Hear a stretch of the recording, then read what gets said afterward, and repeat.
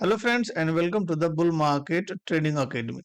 सो friends, आज के इस वीडियो में हम लोग एक ऐसे स्टॉक के बारे में बात करने वाले हैं जिस स्टॉक में आने वाले समय में बहुत ही अच्छा खासा अपसाइड पोटेंशियल देखने को मिल सकता है। तो चलिए वीडियो को शुरू करते हैं और समझते हैं कि ये कौन सा स्टॉक है। सबसे पहले हम लोग स्टॉक का फंडामेंटल्स देखेंगे। फंडामेंटल्स के जो भी इम्पोर्टेंट आंकड़े होते हैं उसे समझने की कोशिश करेंगे और उसके बाद हम लोग चार्ट पर समझने की कोशिश करेंगे कि क्या ये स्टॉक फिलहाल बाइंग जोन में है। अगर बाइंग जोन में है तो हम इसको कहाँ बाय करें, कितने का इसमें स्टॉप लॉस लगाएं और हमारा टारगेट क्या होना चाहिए। तो चलिए हम लोग वीडियो में आगे बढ़ते हैं और देख लेते हैं कि वो कौन सा स्टॉक है। सो फ्रेंड्स का नाम है सिम्फोनी लिमिटेड। तो आप सभी को जैसे कि पता होगा कि सिम्फोनी लिमिटेड जो कंपनी है ये एक कंज्यूमर ड्यूरेबल प्रोडक्ट बनाती है। ज्यादातर मार्केट में आपने जो कूलर देखे होंगे वो कूलर सिम्फोनी लिमिटेड के होते हैं। सिम्फोनी लिमिटेड के जो कूलर होते हैं वो बहुत ही अच्छी क्वालिटी के बनते हैं। इसके अलावा और भी इसके कई बिजनेसेस हैं। तो बात करें फिलहाल इसके कुछ फंडामेंटल्स के, तो कंपनी का जो मार्केट कैप है वो है 6,487 करोड़। करंट मार्केट प्राइस जो है इसका एक शेयर का वो है 941 रुपए, लेकिन बुक वैल्यू 109 रुपए है। तो यहाँ पर छोटा सा आपको कंसर्न हो सकता है कि बुक वैल्यू से ये स्टॉक काफी महंगे पर ट्रेड कर रहा है, लगभग 9 गुने प्राइस पर ये ट्रेड कर रहा है। लेकिन दोस्तों मैं आपको बता दूं कि कंज्यूमर ड्यूरेबल्स की जितनी भी कंपनियां हैं उनका जो book value to current market price ratio है वो 8, 9 और 10 के आसपास ही है।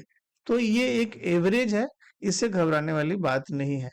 स्टॉक का जो पीई है वो 43 है। तो देखिए फ्रेंड्स, पीई 43 है, इसका मतलब है कि ये स्टॉक थोड़ा आपको महंगा दिख रहा है। लेकिन ये इंपॉर्टेंट है कि जो दूसरी कंज्यूमर ड्यूरेबल कंपनियां हैं अगर हम उनको कंपेयर करें तो हमको समझ में आएगा कि इस स्टॉक का पीई इतना महंगा क्यों है।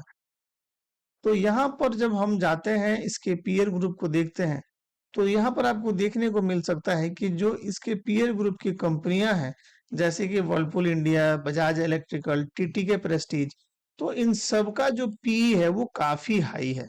तो इसका मतलब ये है कि इस सेक्टर के जितने भी स्टॉक्स हैं वो हाई पी पर ही ट्रेड करते हैं। यहाँ आप आईएफबी इंडस्ट्री का पी देखें तो 208 है। एवरेज जो इसका मेडे निकल के आता है वो 60 है।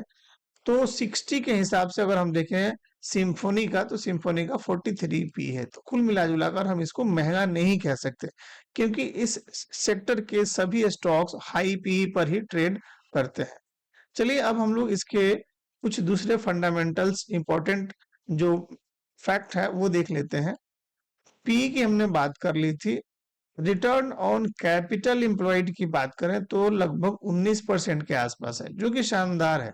किसी भी कंपनी का रिटर्न ऑन कैपिटल एम्प्लॉयड अगर 20% के आसपास है या 20% से ज्यादा है तो उसको बहुत ही अच्छा माना जाता है। रिटर्न ऑन इक्विटी की बात करें तो रिटर्न ऑन इक्विटी भी आपको 18% से अधिक देखने को मिल रहा है, जो कि एक शानदार नंबर है। प्रमोटर की हिस्सेदारी इस कंपनी में 73% से भी अधिक है। वहीं एफआईआई भी इसमें लगभग 3% के आसपास अपनी हिस्सेदारी होल्ड करता है। डीआईआई का भी यह एक फेवरेट शेयर है और डीआईआई का इसमें लगभग 10% से अधिक की हिस्सेदारी है। कंपनी के ऊपर डेट की बात करें तो डेट रेशियो इसका 0.3% है, जो कि बहुत ही कम है। तो एक इतनी बड़ी कंपनी के लिए 0.3% का डेट रेशियो कोई बहुत बड़ी बात नहीं है, इसको हम फेवरेबल ही मानते हैं। ईपीएस ग्रोथ की बात करें तो पिछले 10 सालों में कंपनी का ईपीएस ग्रोथ जो रहा है वो लगभग 10 के आसपास रहा है। वहीं कंपनी के पास 735 करोड़ रुपए का रिजर्व भी पड़ा है। फिलहाल जो इसका ईपीएस है वो 21.5 के आसपास है। तो यदि आप हमारे कंप्लीट वीडियो को देखते हैं और चैनल पर जितने भी वीडियो अपलोड किए जाते हैं उनको अगर आप देखते हैं तो आपको ये जो जितने भी टर्म है वो आसानी से समझ में आ जाएगा। चाहे वो रिटर्न ऑन कैपिटल एम्प्लॉयड हो, रिटर्न ऑन इक्विटी हो, प्रमोटर होल्डिंग हो, डेट टू इक्विटी रेशियो हो, ईपीएस हो, इन सब के बारे में हम लोग किसी न किसी वीडियो में जरूर बात करते रहते हैं। तो आप हमारे सारे वीडियो देखिए, आपको कुछ ना कुछ बातें हर वीडियो से सीखने को मिल जाएगी। आइए वीडियो में आगे बढ़ते हैं। तो सिम्फोनी का अगर हम सेल्स की बात करें और प्रॉफिट लॉस की बात करें तो यहाँ पर 2013 से इसके सेल्स के आंकड़े दिए गए हैं। 2013 में जहां कंपनी का जो सेल्स था वो मात्र 347 करोड़ रुपए था, वहीं लगातार बढ़ता हुआ इस साल 1156 करोड़ रुपए का सेल्स रहने का अनुमान है। और इसका जो ऑपरेटिंग प्रॉफिट मार्जिन है वो भी लगातार कंसिस्टेंट रहा है। और पिछले कुछ सालों में जो इसका ऑपरेटिंग प्रॉफिट मार्जिन है वो लगभग 15 से 16% के आसपास रहा है। नेट इनकम की बात करें तो पिछले 5 सालों में कंपनी का नेट इनकम सबसे हाई है। पिछले साल की तुलना में इस साल जो नेट इनकम है उसमें लगभग 30% से ज्यादा का उछाल देखने को मिला है। 2023 में इसका नेट इनकम 116 करोड़ था, वहीं 2024 में इसका नेट इनकम यानी कि नेट प्रॉफिट 148 करोड़ रहने की संभावना है। सबसे अच्छी बात यह है कि यहाँ पर आपको देखने को मिल रहा होगा कि कंपनी हर साल अपने इन्वेस्टर्स को लगातार और एक कंसिस्टेंट डिविडेंड देती आ रही है, जो कि एक अच्छी कंपनी के लिए बहुत ही शानदार है। यहाँ पर थोड़ा सा कंसर्न ये है कि इतना अच्छा होने के बावजूद इस स्टॉक का प्राइस नीचे क्यों है। तो देखिए, हर कंपनी का एक साइकिल होता है, हर कंपनी का एक टाइम होता है। मुझे लग रहा है कि आने वाला समय इस कंपनी के लिए बेहतर हो सकता है।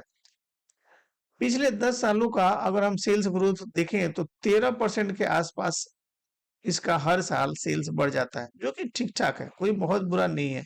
कंपाउंडेड प्रॉफिट ग्रोथ की बात करें तो इस कंपनी का जो प्रॉफिट है वो भी हर साल 10% से बढ़ रहा है, लेकिन शेयर का जो प्राइस है वो मात्र 8% से ही बढ़ रहा है पिछले 10 सालों में। तो ये बिल्कुल ठीक नहीं है और मुझे लग रहा है कि आने वाले समय में इस कंपनी का स्टॉक प्राइस बहुत ही अच्छे लेवल पर पहुंच जाएगा। रिटर्न ऑन इक्विटी की बात करें तो पिछले 10 सालों में इस कंपनी ने लगभग 23% का रिटर्न अपने इक्विटी पर दिया हुआ है, जो कि शानदार है। हमने डेट की बात करी थी तो कंपनी के ऊपर लगभग 169 करोड़ का डेट फिलहाल है, लेकिन इसके अगेंस्ट में इसके पास 735 करोड़ रुपए का रिजर्व भी पड़ा हुआ है। तो जिस कारण से इसका जो डेट टू इक्विटी रेशियो है वो 0.25 के आसपास बनता है, जो कि बहुत बुरा नहीं है। हम लोगों ने इन्वेस्टर की बात करी थी तो इन्वेस्टर का अगर हम देखें तो लगभग 73% से ज्यादा स्टेक प्रमोटर होल्ड करता है। वहीं एफआईआई के पास इसमें 3% से ज्यादा की हिस्सेदारी है। डीआईआई का भी ये एक फेवरेट शेयर है और इसमें डीआईआई का जो हिस्सेदारी है वो 10% के आसपास है, जबकि पब्लिक के पास मात्र यह स्टॉक 13% के आसपास ही है। यानी कि इस स्टॉक को ऊपर ले जाना या इसमें अच्छी खासी बाइंग करना कोई बहुत बड़ी बात नहीं है, क्योंकि ये देखा गया है कि जिस भी स्टॉक में पब्लिक की हिस्सेदारी कम होती है उस स्टॉक का प्राइस आने वाले समय में अच्छा खासा अप्रिसिएट करता है। तो दोस्तों, ये तो था सिम्फोनी लिमिटेड का फंडामेंटल्स। उम्मीद करता हूं आपको फंडामेंटल समझ में आ गए होंगे।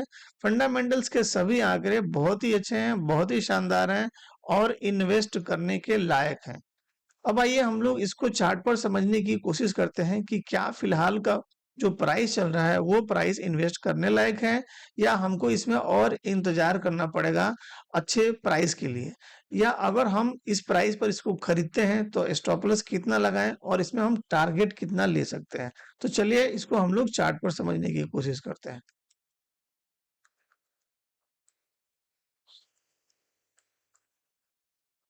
तो दोस्तों, ये है सिम्फोनी लिमिटेड का चार्ट। इस पर मैंने मंथली कैंडल लगाया हुआ है। यहाँ पर आपको एक बहुत ही अच्छा खासा पैटर्न देखने को मिल रहा है। इसको हम लोग ट्रायंगल पैटर्न के नाम से जानते हैं। तो यहाँ अगर हम देखें तो अगर इस पैटर्न का ब्रेकआउट यहाँ पर होता है तो हमें एक अच्छा खासा टारगेट देखने को मिल सकता है। मार्केट में अच्छा खासा इसका भाव हमें देखने को मिल सकता है। पैटर्न के अलावा अगर हम बात करें वॉल्यूम का तो यहाँ पर आपको देखने को मिल रहा होगा कि पिछले कुछ महीनों में स्टॉक में अच्छी खासी वॉल्यूम देखने को मिली है। तो जब भी किसी स्टॉक में ब्रेकआउट होना होता है और उसके साथ वहां पर वॉल्यूम भी हमको दिखाई देता है तो निश्चित तौर पर उसमें हमारा कन्विक्शन और बढ़ जाता है।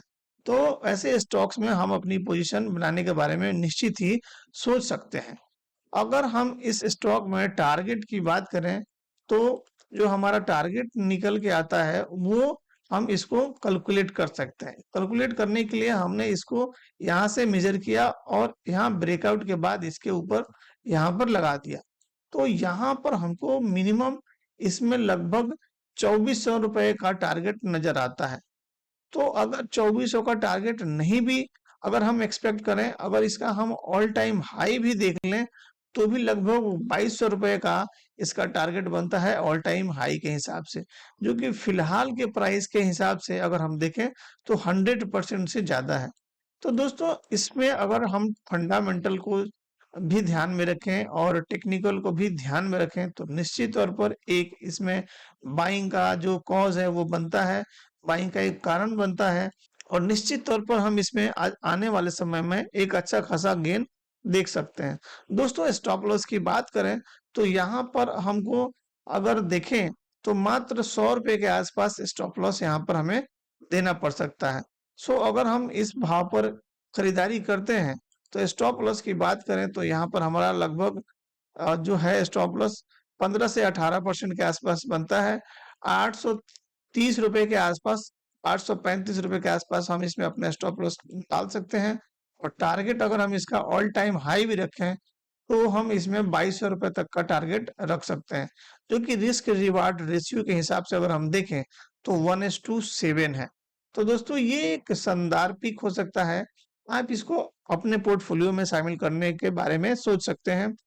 इसकी मिनिमम अगर आप होल्डिंग की बात करें, तो यदि आपको ये टारगेट आने वाले 2 सालों में भी मिल जाता है, तो भी 2 सालों में 100% का रिटर्न बुरा नहीं है, बहुत ही अच्छा रिटर्न माना जाता है। तो दोस्तों, ये स्टॉक आप अपने पोर्टफोलियो में शामिल करने के बारे में सोच सकते हैं। तो दोस्तों, उम्मीद करता हूँ कि ये एनालिसिस आपको पसंद आई होगी। पसंद आई है तो इस वीडियो को लाइक करिए, चैनल को सब्सक्राइब करिए और कमेंट बॉक्स में जरूर आप अपने क्वेश्चंस पूछिए, ताकि मैं अगले वीडियो में आपके उन प्रश्नों का उत्तर दे पाऊं। मिलेंगे एक नया वीडियो में एक नया एनालिसिस के साथ। तब तक आप सीखते रहिए और इन्वेस्ट करते रहिए। धन्यवाद।